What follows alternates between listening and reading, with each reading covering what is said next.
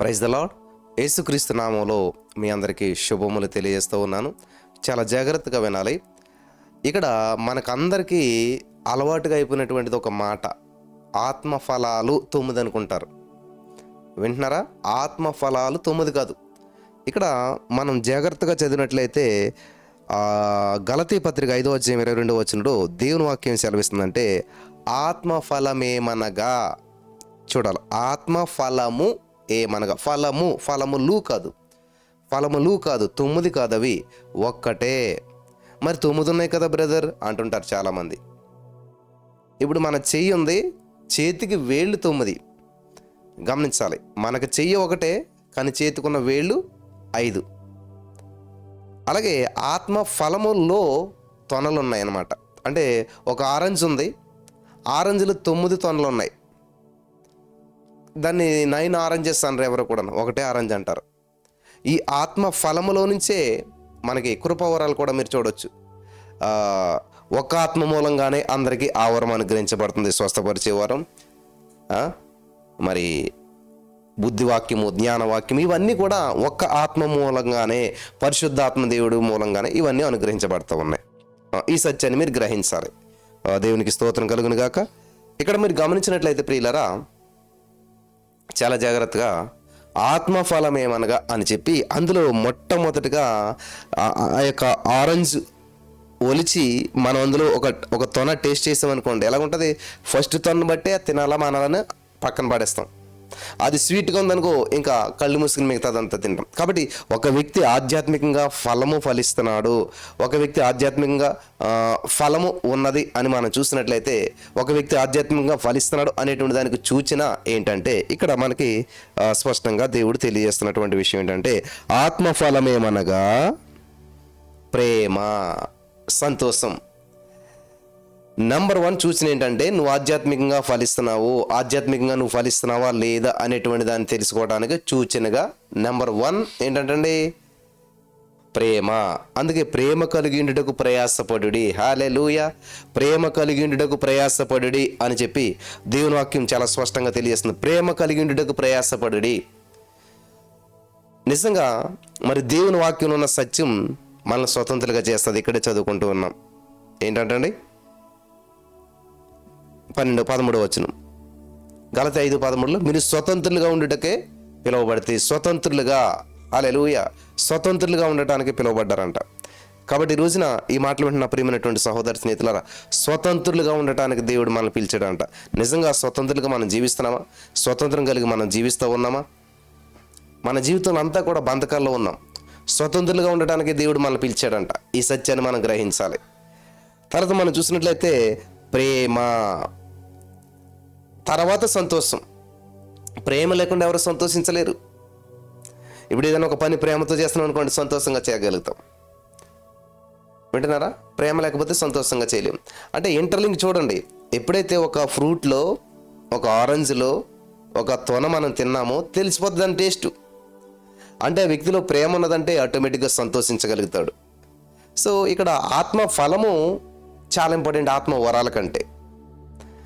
9 gifts of Holi spirit అంటే ఆత్మవరాలు 9, కృపావరాలు 9, మంచిదే. కానీ అవి వాటికంటే ముఖ్యమైనటువంటిది ఫలితము. అంతే కదా. మీరు ఎంత ఉద్యోగం చేసినా కానీ, మీకు ఎంత టాలెంట్ ఉన్నా కానీ ఫలితం శూన్యమైతే ఉపయోగం ఏంటి? మీకు మంచి గిటార్ వాయించే టాలెంట్ ఉంది, ఫలితం శూన్యం. మీకు మంచి సాంగ్స్ పాడే టాలెంట్ ఉంది, ఫలితం శూన్యం. ఎవరో పట్టించుకోవట్లేదు. ఎప్పుడు కూడా దేవుని సందులో పాడింది లేదు కదా. లేకపోతే మీకు మంచి వాక్యం చెప్పే టాలెంట్ ఉంది, కానీ ఆ వరం ఉంది, ఎక్కడ ఉపయోగించలేదు, ఫలితం ఏంటి? కాబట్టి వరాల కంటే ఫలం చాలా ప్రాముఖ్యమైనటువంటిది. ఆ వరాలన్నింటిలో కంటే ఫలములో మొట్టమొదటిగా ఏంటంటే, ఆ ఫలములో మొట్టమొదటి భాగం ఏంటంటే, గమనించాలి, ఫలములు అనకూడదు. మనం ఇప్పుడు కూడా ఆత్మ ఫలములు అనకూడదు, 9 అనుకోకూడదు. ఆత్మ ఫలంలో భాగము, మొట్టమొదటి భాగం ఏంటంట? ప్రేమ. ఈ ప్రేమ లేకుండా పౌలు గారు అంటారన్నమాట, నేను భాషలతో 10,000 భాషలు మాట్లాడిన ప్రేమ లేని వాడినట్లయితే వ్యర్థుడని, వ్యర్థం. ప్రేమ లేకపోయినట్లయితే ఇదంతా వ్యర్థం అంటూ ఉన్నాడు ఆయన. సో ఇక్కడ మనం గమనించవలసింది ఏంటంటే మొట్టమొదటి ప్రేమ, సంతోషము, సమాధానము. చూసారా, ఇది ఇలాగ ఇంటర్లింక్ అన్నమాట. ప్రేమ, సంతోషము, సమాధానము. సో ఈ మెట్లు ఎక్కుతూ పోవాలన్నమాట. మనం మొట్టమొదట మనిషిలో ప్రేమ ఉండాలి, తర్వాత సంతోషంగా ఉండాలి. సంతోష హృదయం ముఖానికి తేటనిస్తుందంట. హల్లెలూయా. చూడండి, మిమ్మల్ని ఎవరైనా మంచి ఆఫీసులో ఒక ఏమంటారు హెచ్ఆర్గా కానీ దేని కానీ పెట్టుకోవాలంటే ఎవరిని పెట్టుకుంటారు? మంచి స్మైలింగ్ ఫేస్ ఉండి మంచి ప్రేమగా మాట్లాడే వాళ్ళని తీసుకుంటారు. ప్రేమ లేకపోతే వృధా. కాబట్టి ఇక్కడ మనం గమనించినట్లయితే ప్రియమైనటువంటి సహోదరి స్నేహితులారా, ప్రేమ కలిగినటకు ప్రయాసపడి, ప్రేమ, సంతోషము, సమాధానము, ఇది చాలా ఇంపార్టెంట్ అనమాట. ఈ రోజున చాలామంది హ్యాపీగా ఉంటారు కానీ సమాధాన పడరు. కొంతమందితోటి వాళ్ళు హ్యాపీ వాళ్ళు చూసుకుంటారు, అలా కాదు. సమాధానం కలిగి ఉండాలి. దీర్ఘశాంతము, దయాళుత్వం. శాంతం వేరు, దీర్ఘశాంతం వేరు. శాంతం అంటే కొంచెం సేపు ఒప్పు పడతారనమాట. ఏదైనా ఒక పని కోసం ఏదైనా ఒకటి జరగాలంటే కొద్ది సమయం ఒప్పు పడతారు. ఇంకంతే, తర్వాత వాళ్ళు ఏం చేస్తారంటే వాళ్ళ యొక్క శాంతాన్ని కోల్పోతుంటారు అనమాట. వాళ్ళ యొక్క శాంతం కోల్పోతారు. అది కాదు ఇక్కడ దీర్ఘశాంతం. మన దేవుడు దీర్ఘశాంతం కలిగిన వాడు కాబట్టి ఈ రోజున మనుషులంతా కూడా అంత మరి జీవితాల్ని అంత వ్యస్తవ్యస్తంగా జీవిస్తున్నా కూడా, జీవితాలు అంత వృధాగా జీవిస్తున్నా కూడా, జీవితాలు అంత వ్యతిరేకంగా జీవిస్తున్నా కూడా దేవుడు వాళ్ళని ప్రేమిస్తూ ఉన్నాడు. ఎందుకనంటే ప్రేమ కలిగినాడు కాబట్టి మన దేవుడు. ఇంకొంచెం మనం ముందుకు వెళ్ళినట్లయితే దీర్ఘశాంతము, దయాళుత్వము, మంచితనము, విశ్వాసము, సాత్వికము, ఆశా నిగ్రహం, ఇవన్నీ కలిస్తేనే ఒక అన్నము ముద్ద లోపలికి మనం వెళ్ళాలంటే, భోజనం చేస్తున్నప్పుడు ఆ కంచంలో రైస్ నోట్లోకి వెళ్ళాలంటే 5 వేళ్ళు కలిస్తేనే. అర్థమవుతుందా? ఏ వేలు కలవకపోయినా కూడా లోపం అవుతుంది. కాబట్టి 5 వేళ్ళు కలిస్తేనే ఎలాగ మనం సంతృప్తిగా భోజనం చేయగలుగుతామో, ఈ ఆత్మ ఫలము ఎప్పుడు పరిపూర్ణమవుతుందంటే ప్రేమ ఉండాలి, సంతోషం ఉండాలి, తర్వాత సమాధానం ఉండాలి, దీర్ఘశాంతం ఉండాలి, దయాళుత్వం ఉండాలి, మంచితనము, విశ్వాసము, సాత్వికం, ఆశా నిగ్రహము. ఆశా నిగ్రహం అంటే ఏంటంటే కాన్సన్ట్రేషన్, కంట్రోలింగ్ అనమాట. ఫర్ ఎగ్జాంపుల్, నీకు ఏదన్నా ఒక వస్తువుని చూసావు, అది కొనేసుకోవాలనిపిస్తుంది కానీ నీ దగ్గర డబ్బులు లేవు. అప్పుడు ఏం చేయాలి? కంట్రోల్ చేసుకోవాలన్నమాట. ఎస్, ఆగుదాం, కొంచెం డబ్బులు ఇచ్చాక. లేదు ఆఫర్ వెళ్ళిపోద్ది, ఈ ఆఫర్ వెళ్ళిపోద్ది. ఆఫర్ని పట్టుకునేటువంటిది కాదు ప్రియుల ఆశా నిగ్రహం అంటే. ఖచ్చితంగా దేవుడు అది చేస్తాడు. 1 పేతురు 5:6 తగిన సమయంలో ఆయన మిమ్మల్ని హెచ్చించే రీతిగా ఆయన బలిష్టమైన చేతి కింద దీన మనస్కులైండడి. ఆయన చేసేంత వరకు దీన మనస్కులైందాం. ఆయన ఖచ్చితంగా చేస్తాడు. హల్లెలూయా. ఆయన ఖచ్చితంగా చేస్తాడు. చేసే వరకు దీన మనస్కులైందాము, వెయిట్ చేద్దాము, ఓపికతోటి ఉందాము. ఆశా నిగ్రహం, నీ ఆశను నిగ్రహించుకోవాలన్నమాట. అందుకనే ఒక పట్టణాన్ని కాపాడుకునేవాడు కంటే తన మనసును నిగ్రహించుకునేవాడు, తన మనసును కాపాడుకునేవాడు గొప్పవాడని చెప్పి దేవుని వాక్యం సెలవిస్తుంది. ఒక పట్టణం అంటే ఎంత పెద్ద పట్టణం, అంత పట్టణం కాపాడటం చాలా కష్టమే. కానీ ఆ పట్టణానికంటే మనసును కంట్రోల్ చేసుకోవటమే గొప్ప అని చెప్పి దేవుడు సెలవిస్తూ ఉన్నాడు. ఈ రోజున చాలామంది చూసినట్లయితే, ఎందుకని ఈ పరిస్థితి గుండా వెళ్ళావంటే, ఇంకా నాకు మైండ్ కంట్రోల్ తప్పిపోయింది, ఇంకా నా మనసు ఆ టైంలో అలా చేయాలనిపించింది, అలా చేసేసాను. ఒక చిన్న కుమారుడు జరిగినటువంటి స్టోరీ అనమాట. ఇది స్టోరీగా జరిగినటువంటి సంఘటన. ఒక చిన్న కుమారుడు ఏం చేశాడంటే, మరి సినిమా, ఈ యొక్క సీరియల్లో సినిమా సంథింగ్ ఒక సినిమా మూవీ చూసి అలా చేయాలనిపించింది ఆయన. ఆ చిన్న కుర్రోడిని స్కూల్ నుంచి డ్రైవర్ తీసుకొని వస్తుంటే కొంత దూరం వచ్చేసరికి ఆ కుర్రోడు ఒక కత్తితోటి ఏం చేశాడు తెలుసా? డ్రైవర్ని నడుపుతున్నాడు, వెనక నుంచి ఆ డ్రైవర్ని పొడిచి చంపేస్తాడు. చూస్తే 6 అయ్యలేరు, చిన్నోడు, స్కూల్కి పిల్లోడు, దగ్గర 8-10 ఇయర్స్ ఉంటాయి. అడిగారు అన్నమాట, ఎందుకు నన్ను అలా చేసావు అని అంటే, ఆ కుర్రోడు చెప్పిన మాట ఏంటంటే, ఆ సినిమాను చూసి నా మైండ్ అంతా కూడా అలాగైపోయింది, నేను కూడా అలా చేయాలనిపించింది అని చెప్పి ఏం చేశాడు ఆయన? అలా ప్రవర్తించేశాడు. అయ్యో, ఇది చూడాలి తప్ప మనం చేయకూడదు, ఇది కంట్రోల్ చేసుకోవాలి అనేటువంటిది లేదు. సో ఇవన్నీ ఎక్కడొస్తాయంటే, మనిషిలాగా ఎప్పుడు ప్రవర్తించగలుగుతాడంటే ఆత్మఫలం కలిగినప్పుడు. హల్లెలూయా. ఆత్మఫలము కలిగినప్పుడే ఆ విధంగా జీవించగలుగుతాడు. లేనట్లయితే ఖచ్చితంగా మనిషి ఓడిపోతాడు. ఆత్మఫలం లేనట్లయితే మనిషి ఏమీ కూడా సాధించలేడు. అందుకని ఆశానిగ్రహం ఉండదు, కంట్రోల్ ఉండదు, సెల్ఫ్ కంట్రోల్ ఉండదు, డిసిప్లిన్ ఉండదు, శాంతి ఉండదు, సమాధానం ఉండదు, లేకపోతే ఏమంటారు ఇది ఓర్పు ఉండదు, సహనం ఉండదు. ఇవేమీ లేకుండా ఏం సాధిస్తారు కదా. మీరు ఒక ఉద్యోగం సాధించాలన్నా అనేక ఇంటర్వ్యూలు ఎదుర్కోవాలంటే ఓపిక ఉండాలి, సహనం ఉండాలి, తొందరపడతనం ఉండకూడదు, ఆశానిగ్రహం ఉండాలి.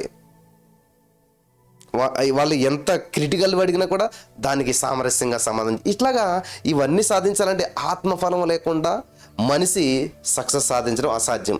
ఇది గమనించాలి ప్రియులారా. కాబట్టి మొట్టమొదట ప్రేమ. మీరు చేసే ఉద్యోగం మీరు ఏమి చేసినాను ఎలా చేయాలంటే ప్రేమతో చేయాలంట. మీరేం చేసినా ప్రేమతో చేయాలంట, ప్రేమతోటి. హల్లెలూయా, దేవునికి మహిమ కలుగును గాక. కాబట్టి ఈ రోజున ఈ మాటలు విన్న ప్రియమైనటువంటి సహోదరి స్నేహితులారు, యేసయ్య నిన్ను ప్రేమిస్తున్నాడు. ఈ సంగతి నీకు తెలుసా? యేసయ్య నీ కోసం ఎందుకు వచ్చాడు తెలుసా? నిన్ను ప్రేమించాడు కాబట్టి. నీవు ఆ స్థితిలో చనిపోవడం దేవునికి ఇష్టం లేదు కాబట్టి మనిషి మంచి జీవితాన్ని దేవుడిచ్చాడు, కానీ ఆ జీవితాన్ని పాడు చేసుకున్నాడు. మనిషి పుట్టినప్పుడు త్రాగడు, మనిషి పుట్టినప్పుడు డ్రింక్ చేయడు, స్మోక్ చేయడు, మనిషి పుట్టినప్పుడు బూతులు తిట్టడు, ఇవన్నీ ఏమీ లేదు. మంచి జీవితాన్ని దేవుడిచ్చాడు, కానీ అలా జీవిస్తూ ముందుకెళ్ళిపోతూ ఉండగానే ఇవన్నీ కూడా అలవాటు చేసుకుంటూ ఉన్నాడు. ఎందుకనంటే అందరు చేస్తున్నారు కాబట్టి మనం చేస్తామని. సెల్ఫ్ కంట్రోల్ లేక, డిసిప్లిన్ లేక, ఆశానిగ్రహం లేక, ప్రేమ లేక, సమాధానం లేక, సంతోషం లేక. కాబట్టి ఈరోజు నీ మాటలు వింటున్న మీలో చాలామంది ఒకవేళ ఇటువంటి జీవితాలు జీవిస్తున్నారేమో, ఆదరణ కరువైపోయి ఆందోళనకరమైన జీవితాల్లో ఊహించినటువంటి పరిణామాలు మీకు ఎదురైపోయి జీవితం అంతా కూడా ఆందోళనకరమైన పరిస్థితుల్లో మీరు వెళ్తున్నప్పుడు ఏం చేయాలో దిక్కుతోచిన పరిస్థితుల్లో ఎవరు మిమ్మల్ని ఆదరించకపోవటం వల్ల, ఎవరు మిమ్మల్ని ప్రేమించకపోవటం వల్ల ఇంకా జీవితాన్ని అంతా కూడా అస్తవ్యస్తంగా గడుపుతూ ఆందోళనకు గురవుతూ ఉన్నారేమో. ఇంకా మీరు జీవించిందే జీవితం అనుకుంటూ ఉన్నారేమో. నో, నిన్ను ఓదార్చేవారు ఒకరు ఉన్నారు, నీకు తెలుసా? నిన్ను ప్రేమించేవాళ్ళు ఒకరు ఉన్నారు, తెలుసా? నీ తల్లి నిన్ను మరిచిన కానీ ఆయన నిన్ను మరవడని చెప్తున్నటువంటి ఆయన ఒకరు ఉన్నారు, తెలుసా? ఆయనే యేసుక్రీస్తు ప్రభువారు.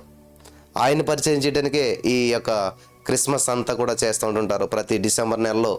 మరి ఈ క్రిస్మస్ పండుగ క్రైస్తవులు అనుకుంటారు, వాస్తవానికి క్రైస్తవులు కాదు. ఇది క్రైస్తవులు చేసుకునేటువంటి పండగ అయినప్పటికీ అన్యుల కోసం క్రైస్తవులు చేసుకునే పండగ.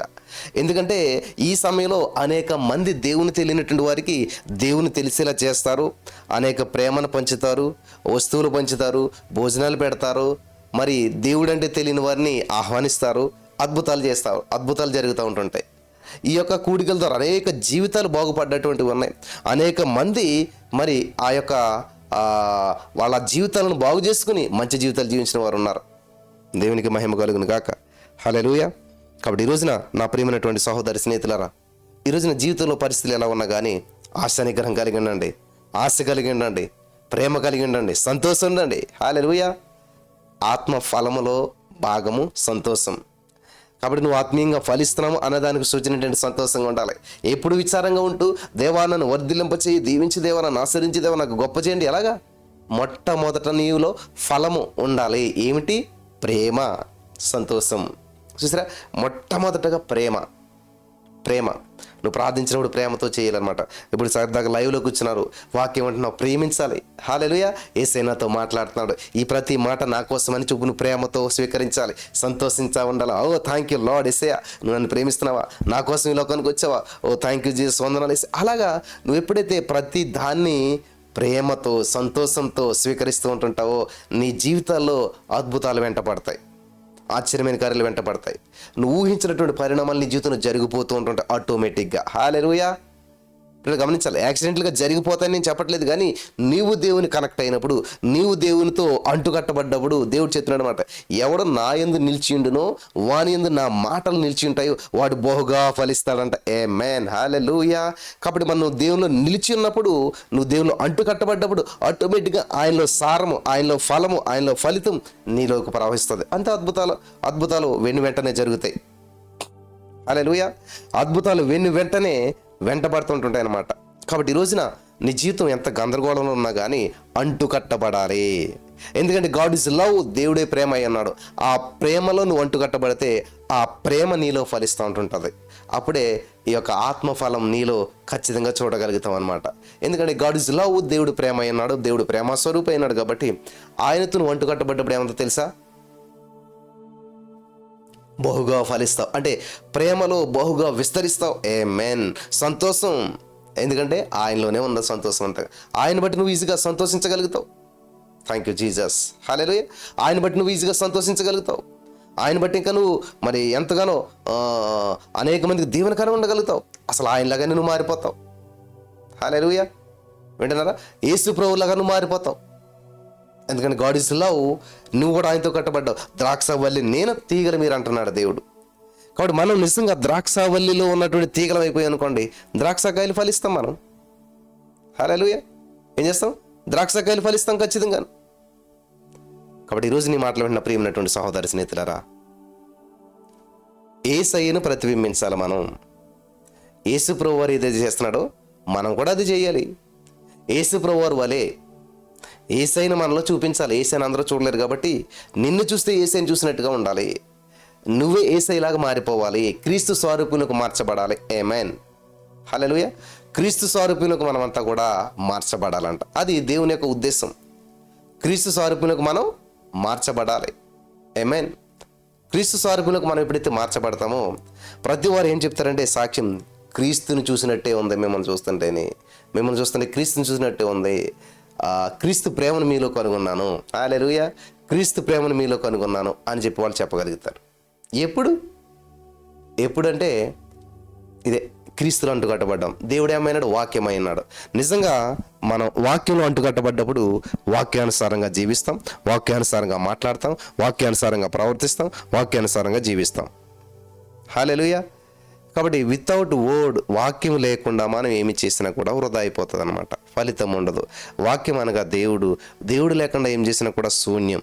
ఈ రోజున మరి అందరూ చెప్తుంటుంటారు, అనేక క్రిస్మస్ పండుగలు చేస్తూ ఉంటుంటాం, కానీ క్రీస్తును పక్కన పెట్టేటువంటి ప్రక్రియ మనం చేసినట్లయితే ఉపయోగం లేదు.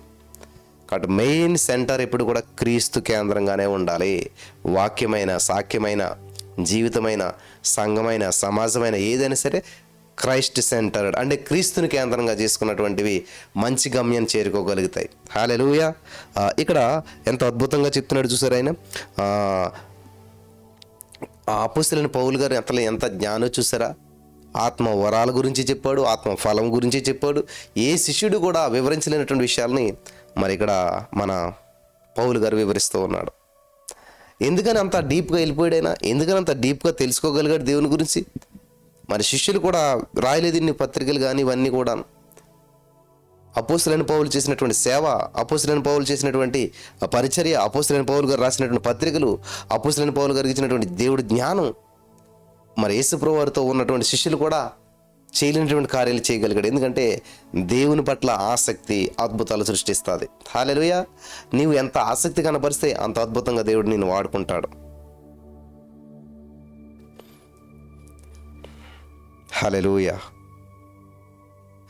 ఇట్టి వాటికి విరోధమైన నియమమేది లేదు. క్రీస్తు సంబంధులు శరీరమును దాని ఇచ్చలతోనూ దురాశలతోనూ సిలువ వేయుచున్నారు. ఏంటంటే శరీరాన్ని దాని ఇచ్చలతో సిలువ వేయటం అంటే అర్థం ఏంటంటే మేకలిచ్చుకుని దిగ్గొడతామని కాదు. సిలువ వేయటం అంటే, సిలువ వేయటం అంటే ఏంటంటే ప్రియులు గమనించాలి, అక్కడితో దాన్ని ముగిస్తున్నాం అనమాట. ఇంకా దాని జోలికి మనం వెళ్ళాం. యేసుప్రభువు సిలువ మీదకి వెళ్ళాడు, మళ్ళా సిలువ మీదకి వెళ్ళలేదు. ఇంకా యేసుప్రభువు మన మీద ఉన్న శాపాన్నంతా తీసుకుని వెళ్ళిపోయాడు ఆయన.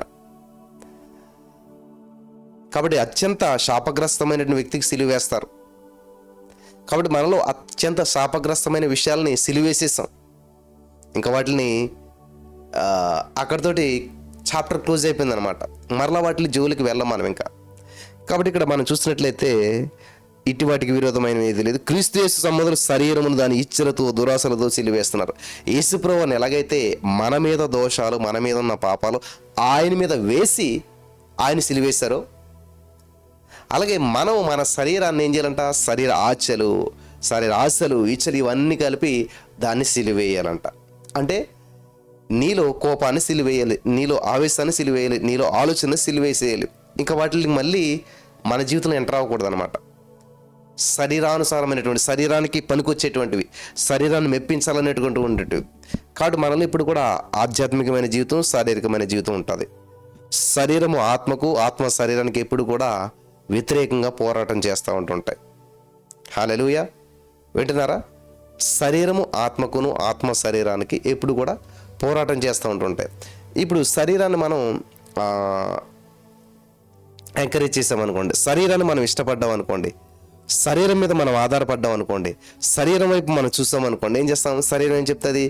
అర్లీ మార్నింగ్ 3:30 లేసి ప్రార్థన చేయాలని ఆత్మ చెప్తుంటే శరీరం ఏం చేస్తుంది? అప్పుడే లేవాలి, ఇంట్లో ఎంత చలిగా ఉందో దేవుడికి తెలియదా? ఈ వాతావరణం తట్టుకోలేకపోతున్నాం, చలిని తట్టుకోలేకపోతున్నాం, హాయిగా 6 గంటలు 7 గంటలు వేసి ప్రార్థన చేసుకుంటే దేవుడు ఆలకించడేంటి? ఈ శరీర ఆశ, శరీర ఇచ్ఛ.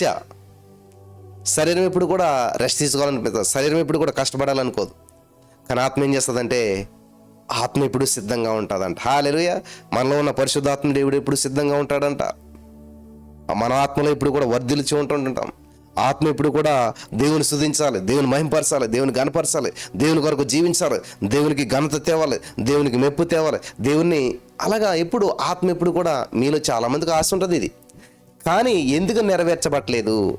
చూడండి, మీరు ఎక్కువగా ప్రార్థించాలి, దేవుని సందులో ఉపవాసం ఉండాలి, నన్ను నేను సిద్ధపరచుకోవాలి, నా జీవితంలో ప్రతికూల పరిస్థితులను తొలగించుకోవాలి, ఉపవాసం ఉండాలి, ప్రార్థన చేయాలి, బైబిల్స్, ఇవన్నీ ఆశలు మీలోకి ఉంటాయి, అందరికీ ఉంటాయి. ఎందుకని అవి నెరవేర్చబట్టలేదు అంటే, మీ శరీరము ఆత్మ ఒకదానికొకటి పోరాటం చేస్తూ ఉన్నాయి, ఒకదానికొకటి పోరాటం చేస్తూ ఉన్నాయి. ఇది ఒక మాస్టర్ బాగా ఎగ్జాంపుల్ చెప్తాడనమాట. ఏంటి ఎగ్జాంపుల్ అంటే, మనలో మంచి చెడులు ఉంటాయి కదా, మరి ఏది ఎక్కువ పనిచేస్తుంది? కొంతమంది మనుషులు మంచిగా పనిచేస్తారు, కొంతమంది మనుషులు చెడుగా ప్రవర్తిస్తారు. ఎందుకని అంటే, ఆ మాస్టర్ ఏం చెప్తాడంటే స్టూడెంట్స్ తోటి, ఇదిగో ప్రతి మనిషిలో మంచి చెడు ఉంటాయి. ఫర్ ఎగ్జాంపుల్, నీ దగ్గర ఒక డాగ్ ఉన్నది, 2 డాగ్స్ ఉన్నాయనుకుందాం నీ దగ్గర, 2 కుక్కలు నువ్వు పెంచుతూ ఉన్నావు. ఒకదానికి ప్రతిరోజు మాంసము అన్ని వేసి పెంచుతావు, ఒకదానికి సరైన ఆహారం పెడతలేదు. పొరపాటు నీ 2 గొడవ వచ్చింది, ఈ 2 కొట్టుకున్నాయనుకో, ఏది నెగ్గుతుంది అంటే ఆబ్వియస్లీ ఖచ్చితంగా మటను, చికెను అన్నీ బాగా తిన్నటువంటిది కుక్కే బలంగా ఉంటుంది. కాబట్టి ఈ నీరసంగా ఉన్న కుక్కని ఓడించేస్తుంది, ఒక 2 దెబ్బలకే కొట్టుపాడేస్తుంది అని చెప్పి స్టూడెంట్ చాలా ఈజీగా చెప్పాడు. ఎస్, అంతే. నీలో ఆత్మ పురుషుడు, అంతరంగ పురుషుడు ఉన్నాడు. శరీరానికి ఆత్మకి నిరంతరం పోరాటం జరుగుతుంది. నువ్వు దేన్ని పోషిస్తూ ఉన్నావు? ఎక్కువగాను ఆధ్యాత్మికమైన విషయాల మీద మనసు నుంచి ఆధ్యాత్మికమైన విషయాలను నువ్వు చేస్తావు అనుకో, శరీరాన్ని నెగ్లెక్ట్ చేస్తావు. శరీరం నిద్ర వస్తుందన్నా సరే దాన్ని నువ్వు కంట్రోల్ చేస్తావు, శరీరం ఆకలిస్తుందన్నా సరే దాన్ని నువ్వు కంట్రోల్ చేస్తావు. శరీరం మరి నీకేదో చేయాలనిపిస్తుంది, కానీ ఆత్మ ఏం చేస్తుందంట? పరిశుద్ధాత్మ దేవుడు చెప్పిన విధంగా శరీరం లోబడతాడు. ఎందుకంటే నీవు పరిశుద్ధాత్మ దేవుడికి ఎక్కువ అవకాశం ఇచ్చావు, ఆత్మలో ఎక్కువగా ప్రార్థన చేస్తూ ఉన్నావు, ఆత్మలో ఎక్కువగా స్తుతి చేస్తూ ఉన్నావు, ఆత్మానుసారంగా ఎక్కువగా నువ్వు బలపడుతూ ఉన్నావు, దేవుణ్ణి గణపరుస్తూ ఉన్నావు. కాబట్టి ఆత్మలో కనెక్ట్ అయ్యావు, కాబట్టి ఆత్మకు శరీరం లోబడుతుంది. అప్పుడు ఆత్మానుసారమైనటువంటి వారు ఆత్మానుసారమైనటువంటి మనసు ఉంచుతారు, శరీరానుసారమైన వారు శరీరానుసారమైన వాటి మీద మనసు ఉంచుతారు. ఇక్కడ మనకు తెలిసిపోతుంది మనం శరీరానుసారమైన వ్యక్తులవా, ఆత్మానుసారమైన వ్యక్తులవా అనేటువంటిది. నువ్వు ఎక్కువగా దేన్ని ప్రోత్సహిస్తావో, ఎక్కువగా దేన్ని మేపుతావో, దేన్ని పోషిస్తావో అది బలంగా ఉంటుంది. బలమైనటువంటిది ఇప్పుడు కూడా బలహీనుణ్ణి, ధనవంతుడు బీదవాడిని ఏలుబడి చేస్తాడు. బీదవాని జ్ఞానం తృణీకరించబడుతుంది అంటే ఏంటి? జ్ఞానవంతుడు మాటే చెల్లుతుంది. కాబట్టి ఇక్కడ ధనవంతుడు బీదవాన్ని ఏలుబడి చేస్తాడంటే అర్థం ఏంటంటే, ఇక్కడ నువ్వు ఎప్పుడైతే నీ యొక్క ఆత్మను ధనవంతునిగా చేసుకున్నావో, పరిశుద్ధాత్మ దేవుని పోషిస్తున్నావో, పరిశుద్ధాత్మ కార్యాలు చూడండి, ప్రతిరోజు ఎక్సర్సైజ్ చేసామనుకోండి ఫిట్గా ఉంటాం మనం. ఎక్సర్సైజ్ చేయలేని వాళ్ళు వీక్ అయిపోతారు, డల్ అయిపోతారు, శరీరం మన కంట్రోల్లో ఉండదు కదా. ఇప్పుడు ప్రతిరోజు మనం ఎక్సర్సైజ్ చేస్తాం అనుకోండి, కింద కూర్చోవాలంటే కూర్చుంటాం, లేవాలంటే లేస్తాం, నడవాలని నడుస్తాం, ఏదైనా ఈజీగా చేయగలదు. ఎందుకంటే మన బాడీ మన కంట్రోల్లో ఉంటుంది. కాబట్టి ఎప్పుడైతే మనం ఎక్సర్సైజ్ చేయకుండా మన బాడీని వదిలేసామో దాని కంట్రోల్లోకి మనం వెళ్ళిపోతాం. నేను నడలేను, నేను కూర్చోలేను, ఎందుకని అంటది బాడీ? ఎందుకంటే దానికి ఎక్సర్సైజ్ లేదు కాబట్టి ఆ బాడీ చెప్పినట్టు నువ్వు వినాలన్నమాట. నేను నడలేనంటే నడలేను, కాళ్ళు లాగేస్తుంది అంటాం కదా, బ్యాక్ పెయిన్ వచ్చేస్తుంది అంటాం. సో ఇవన్నీ ఎందుకని వస్తాయి మనకంటే మన యొక్క లైఫ్ స్టైల్ని బట్టి, అనగా దాన్ని కంట్రోల్ చేయలేదు కాబట్టి, బాడీకి ఎక్సర్సైజ్ లేదు కాబట్టి బాడీ చెప్పినట్టు మనం వినవలసి వస్తుంది. అదే దానికి మంచిగా ఎక్సర్సైజ్ చేసి ప్రతిరోజు దాన్ని ఫిట్గా చేసి, ఎక్సర్సైజ్ చేసామంటే సరైన నలగొడుతున్నాం అనమాట, చెమట కారుస్తున్నాం. సో ఎప్పుడైతే దాన్ని నలగొట్టామో చూడండి, అప్పుడు బాడీని కంట్రోల్లోకి వచ్చేస్తుంది అనమాట. నువ్వు ఎలా చెప్తే అలాగా, ఎంత చూపు నడవమంటే అంత చూపు నడవటం, ఎంత చూపు కూర్చోమంటే అంత చూపు కూర్చోవటం, బాడీకి అలసట అనిపించదు అనమాట. ఎందుకంటే బాడీ నీ కంట్రోల్లోకి వచ్చేసింది. అలా కానీ నువ్వు బాడీ కంట్రోల్లోకి వెళ్ళావు అనుకో, ఇంకంతే, మన మన మన పని ఏం చేసుకోలేము ఇంకనమాట. అలాగే ఇక్కడ దేవుడు చెప్తున్నటువంటి మాట ఏంటంటే, శరీరమును దాని ఇచ్చులతో సిలువ వేసి ఉన్నారు. హల్లెలూయా. వేశారా మీరు? మీలో కోపానికి సిలువ వేశారా? మీలో ఆవేశానికి సిలువ వేశారా? మీలో తొందరపడతానికి సిలువ వేశారా? అస్సలు నేను ఎవరైనా మాట అంటే పాడిన బ్రదర్ అంటారు చాలామంది. అస్సలే నాకు నచ్చినట్టు నేను ఉంటానంతే, ఎవరు చెప్పినా నేను అంటారు కొంతమంది. చూడండి చాలామంది ఈ శరీర ఫ్లెష్ అనమాట. నాకు అస్సలు ఎవరైనా ఏమనంటే నేను తట్టుకోలేను అంటారు కొంతమంది. నా గురించి ఎవరైనా చెడుగా మాట్లాడితే అస్సలు నేను తట్టుకోలేని అంటుంటారు. అంటే ఏంటంటే ఇవన్నీ కూడా ఆ శరీరము, ఆ ఈగోస్ అనమాట. ఇవన్నీ కూడా ఈ శరీరం తట్టుకోలేకపోతుంటుంది అనమాట. ఎందుకంటే యేసుప్రభు వారు అతడు నిందతో నింపబడ్డాడంట. యేసుప్రభు వారు మరి నిందించబడ్డాడంట, ముఖం మీద గుడ్డారంట, ఉమ్మారంట, మొలగిరి. ఎంత ఎంత ఘోరమైనటువంటి అవమానాన్ని అనుభవించాడు ఆయన. మరి ఆయన కూడా నా వల్ల కాదు ఇది అని అంటే మన పరిస్థితి ఎలా ఉండేది? ఈరోజు నీ క్రిస్మస్ వేడుకలు ఇవేం జరుపుకునేటువంటి వాళ్ళం కాదు. కాబట్టి ఈ రోజున ఈ మాటలు చాలా విలువైనటువంటి మాటలు, మీరు చాలా స్వీకరించాలి. శరీరాన్ని దాని ఇచ్ఛలతో, అంటే దాని కోరికలతో, దాని అవసరాలతో సిలువేసేసేయాలి. మీరు గమనించారా లేదో మరి, చాలా చోట్ల చేస్తారు. ఎవరైనా వ్యక్తి చనిపోయాడు అనుకోండి, ఆ వ్యక్తికి ఏది ఇష్టం? ఆ చీర అంటే చాలా ఇష్టం కాబట్టి ఆ చీరతోటే కప్పెట్టేస్తారు. ఆ చీరతోటే, ఆ సమాధి పెట్టిలో చీరతోటే కట్టి పెట్టేస్తారు ఆ వ్యక్తికి. లేకపోతే ఈ బంగారం అంటే ఇష్టం, ఇదంటే ఇష్టం అని ఏదైతే ఇష్టం ఉంటుందో వాటితోటే వాళ్ళని పంపేస్తారనమాట. అర్థమవుతుంది? అలాగే ఈ శరీర ఇచ్ఛ, ఈ శరీరానికి ఏమైతే కోరికలు ఉన్నాయో, ఈ శరీరానికి ఏవైతే ఆశలు ఉన్నాయో వాటితోటే ఈ శరీరాన్ని సిలువ వేసేసేయాలంట. వింటున్నారా? వాటితోటే ఈ శరీరాన్ని సిలువ వేసేసేయాలి అంటే వాటితోటే ఈ శరీరాన్ని సమాధిలో పంపేసేసేయాలన్నమాట. కాబట్టి ఎవడైనా క్రీస్తునందున్నవాడు నూతన సృష్టి, సమస్తము గతించెను, పాతవైపోయి అంట, సమస్తం పాతవైపోయి. కాబట్టి వీడు కొత్తగా వచ్చాడు, నూతన సృష్టి, గతించేసేయంట సమస్తమును. సో ఈ రోజున మరి ఈ మాటలు వింటున్నాను మీలో నా ప్రియమైనటువంటి సహోదరి స్నేహితులారా, జీవితం పట్ల ఒక అద్భుతమైన అవగాహన వచ్చింది కదా. ఈ లోకము శాశ్వతం కాదు, మాయ అంతా కూడాను. అలాగని చెప్పి అసలు పట్టించుకోవద్దని కాదు, దేన్ని ఎంతవరకు చూసుకోవాలి అంతవరకు చూసుకోవాలన్నమాట. చూడ మనం బస్సులోకి వెళ్తాం, సీట్ బాగాలేదనుకోండి ఏం చేస్తాం, కొంచెం దాన్ని కచ్చిపుతో దేంతో చూసుకుని కూర్చుంటాం. అంతేగాని కొత్త సీటు పెట్టుకుని, కొత్త సీటు కొనుక్కొని, లేకపోతే కొత్త సీటు బాగు చేయించాం అక్కడ. ఎందుకంటే కొద్ది నిమిషాలు కదా ఊపుకు పడితే ఆ డస్ట్ ఏదో తుడుచుకుని మనం ప్రయాణం చేస్తాం. అదే మన ఇంట్లో కుర్చీ బాగాలేదనుకోండి, లేకపోతే ఏదైనా బాగాలేదనుకోండి, వెంటనే ఏం చేస్తాం, దాన్ని బాగు చేయించుకుంటాం, మంచి చేయించుకుంటాం. ఎందుకంటే ఇది పర్మనెంట్ కాబట్టి. వింటున్నారా? ఇది పర్మనెంట్ కాబట్టి. అలాగే ఈ లోకంలో ఈ శరీరం అనేటువంటిది తాత్కాలికం. దీనికి, ఈ శరీరం కోసం మనం సమయాన్ని ఎక్కువగా పెడతాం కాదు, కానీ ఈ శరీరంలో జీవిస్తేనే ఈ లోకంలో ఉంటాం. కాబట్టి అవసరమే, దేహము దేవుని ఆలయమే, దాన్ని కూడా జాగ్రత్తగా చూసుకోవాలి. కానీ దాని కొరకే జీవించకూడదు అనమాట. చాలామంది ఈ శరీరానికి ఏమైనా తట్టుకోలేరు కాబట్టి శరీరం కోసమే సమయాన్ని అంతా కేటాయిస్తుంటుంటారు. శరీరం కోసం కేటాయించడం కాదు, కానీ శరీరం అవసరం కాబట్టి మనం ఏం చేయాలి? ఇప్పుడు మనకి ప్రయాణం చేస్తున్నాం, చెప్పులు తెగిపోయాయి అనుకోండి, ఏం చేస్తాం? అవసరం కాబట్టి దాన్ని కుట్టించుకుని అవసరమైతేనే వేసుకుని వెళ్తాం. అలాగే ఈ శరీరం అవసరం, ఎందుకంటే ఈ లోకంలో ఉన్నంతకాలం ఈ శరీరం లేకపోతే మనతో ఎవరు మాట్లాడరు, ఆత్మలతో ఎవరు మాట్లాడరు కదా. శరీరం లేకపోతే ఆత్మ కూడా ఇక్కడ ఉండడం. శరీరం ఉన్నంతకాలమే ఆత్మ నీలో ఉంటాడు. ఎప్పుడైతే నువ్వు చనిపోయావో ఈ శరీరాన్ని విడిచిపెట్టి ఆత్మ దాన్ని దయచేసిన దేవుని దగ్గరికి వెళ్ళిపోతుందని దేవుని వాక్యం సెలవిస్తుంది. ఎప్పుడైతే ఆత్మ వెళ్ళిపోయిందో, నీలో ఆత్మ లేనప్పుడు నువ్వు ఇంకా విలువైన వ్యక్తి అనమాట. బాడీ కొన్ని రోజులకి కుళ్ళిపోతాం, తీసిపడేస్తారు. కాబట్టి శరీరము ఇంపార్టెంటే, ఆత్మ కూడా ఇంపార్టెంటే. కానీ ఇక్కడ దేవుని వాక్యం సెలవిస్తుందంటే, ఆత్మానుసారమైనటువంటి వారు ఆత్మానుసారమైనటువంటి మనసు ఉంచుతారు, శరీరానుసారమైనటువంటి వారు శరీరానుసారమైనటువంటి వారిని మనసు ఉంచుతారు. చాలామంది యొక్క ఆలోచన విధానం ఎలా ఉంటుందంటే, చనిపోయిన తర్వాత ఇది మంచి జీవితం కాదులే, వచ్చే జన్మలో మంచిలాగా పుడతాం, మంచిగా పుడతాం అని చెప్పి, ఈ జన్మలో మంచి పనులు చేస్తే వచ్చే జన్మలో మంచి జీవితం వస్తుందని చెప్పి ఒక భ్రమ పెట్టి మనిషి చేత ఏ విధంగానైనా మంచి చేయించాలి అనేటువంటి ఆలోచనతో ఏం చేస్తారు తెలుసా?